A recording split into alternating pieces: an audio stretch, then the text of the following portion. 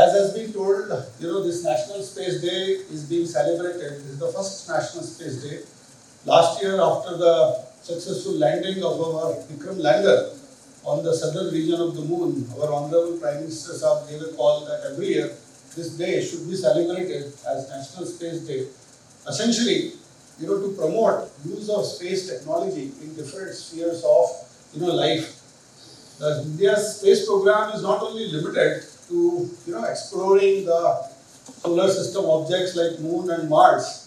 This is a recent addition in ISRO's activities, but the program started way back in late 60s when founding father of ISRO, Professor Vikram Sarabhai, started the space activity in India with a vision that the space in India should be used for solving the problems of the common man in the country.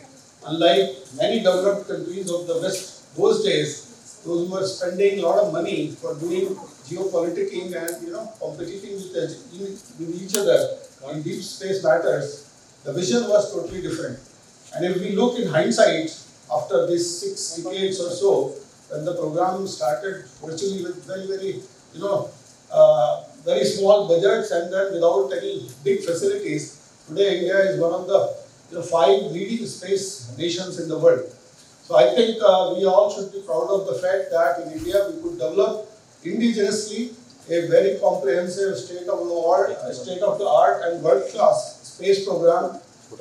And today our dependency, whether it is in the rocket systems, launch vehicles, or in building satellites, or in building sensors, acquiring and running ground stations, and most importantly doing large applications for societal benefit, whether communication satellites, navigation satellites, or remote sensing satellites, is unprecedented. And I can tell you without any doubt that India is one of the leading countries in the applications of space technology for societal benefit, as well as last 2 years back, the government of India has certain reforms in space sector. Geospatial policy came in 2022, and then last year, 2023, we had the National Space Policy. These two policies have set the path for private sector participation in big way in Indian space sector, in all sectors of space economy, whether in launch vehicles or in building satellites, sensors or applications. The result of this was profound. In last 2.5 years, more than 150 startup companies have grown up in India in the space sector itself. That itself is a marvelous achievement in such a short time.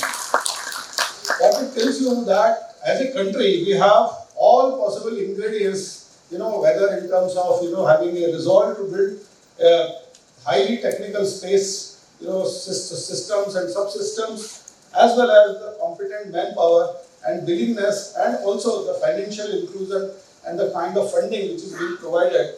And the goal of the government is that by 2040, today India contributes only 2% to the global space economy, and the goal is that we should be contributing at least 10% to the space economy of the world. And that's not going to be done only by ISRO. ISRO is a government organization. We have a strength of around 16,000-17,000 people, which is fixed since last 20 years. It's not going to increase also. So that's what, if we have to scale up space activities in India, it has to be done by the private sector. And I must congratulate NIDM for building this very comprehensive workshop. So I was going through the program. It's so beautifully designed that it has a mix of government institution as well as the private players which are either emerging or the young, nascent private companies, those who are trying to, establish their foothold in this particular sector. As far as the disaster management is concerned, as you have seen since morning, various natural hazards, either hydrometeorological, geological, or even up to a certain extent man-made, space technology is playing a very important role.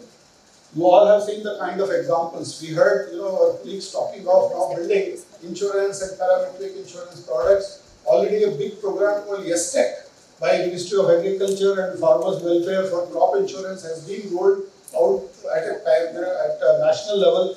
Remote sensing data is playing a very critical role in settling the claims of the farmers for different crops under the YesTech program. But this is just a beginning. Many of you highlighted certain challenges, and I fully agree that these challenges, especially the scalability of the remote sensing products to take decision on ground is an evolving field of the R&D. An institute like NIDM, where you have the blend of both, academicians and the administrators' experience, are best places to solve some of these challenging issues, which are going to solve the problems on the ground with the technological infusion. So that's a very important area. I was just talking to Rijvi Saab that two of NRSC's products can also be utilized for parametric insurance rollouts, especially one product our team has brought out. Dr. Durgarar and his team members are over here. They have created last 30 years, they have compiled and accumulated last 30 years of flood occurrence data in India on a cumulative basis. And today we have, pan-India flood hazard atlas available at 50 meter by 50 meter grid interval, which is a very granular resource in terms of assessing the frequency of the floods and probably the probabilistic forecasting in terms of the futuristic flood scenarios. So I think some of you should look into it and then try to work out that how some of these products you can use for your insurance requirements. Another important thing, since landslide is a hot topic today, and I have been also since personally grappling with landslide this morning.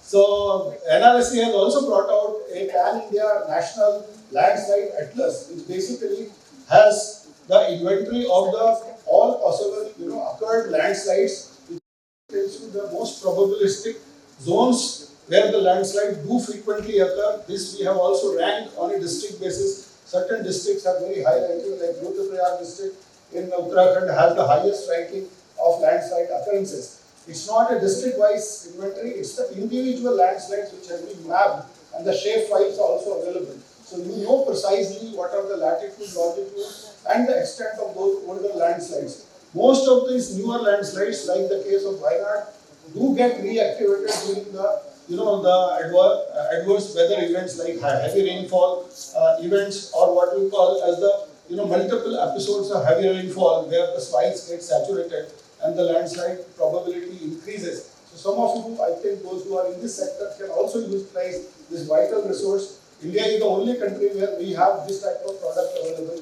Recently we did similar work for Bhutan also on the request of Bhutan government. So even if you want to do some product selling in Bhutan, that also is possible. And if you think that for some other countries beyond India, if this type of work can be done, I think we can encourage some of our private partners to share this, we can share this technology with them and handholding can be achieved. Disaster is such an area, the requirements are so large. Even today with having NRSC operates 20 satellites per day, but high resolution satellites which are required at the time of disaster management for taking decisions on the ground are relatively less. So we are always in search of data. Data, even though we say that there is a lot of data, but when it is required, critical time data is always a problem. I will give you the specific example of the Wayanad tragedy which happened. On 30th night, this massive landslide took place, and then we started getting calls that we need to know that what exactly has happened and how much is affected by this landslide.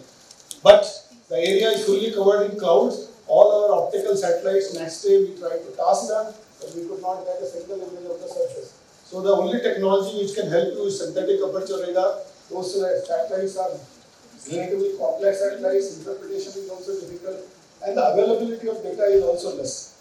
So we put all our resources, whatever were available at my behest, and somehow, I won't name that satellite, but we were able to operate that satellite the next night itself, because it's a sea-level satellite and we could provide 80 centimeter of synthetic aperture radar image. And today I am very happy to share with you that I presented those results to our Honorable Prime Minister in the morning, which can give an idea of the overall event and how the event has unfolded. So the criticality of getting satellite resources is very important. With this forum, I would like to urge that some of you, those who are in this sector, make enough noise in this country so that we can get more and more satellites. China, for that matter, is launching 50 satellites, per year. We are not able to do, because even though there is a demand, but this demand is not getting converted into realization of satellite system. So I think the administrators, decision makers, and the stakeholders has to put very strongly that there is a big demand for the data requirement for Earth observation, both by government sector or even by private sector. Recently, InSpace, which is an entity in Department of Space, has also announced an expression of interest for PPP mode satellite building. So so this particular expression of interest, 30% of the funding for this PPP mode Earth observation satellite, which is going to be a high resolution satellite, will be provided by Department of Space, and 70% funding has to come by the private sector or the group of private sector companies. So already in this direction, initiatives have been taken up and work is going on, and I am sure that in future, if we want to use the space technology in an effective manner, we need to have more satellite system, more trained manpower to analyze this data and build operational products.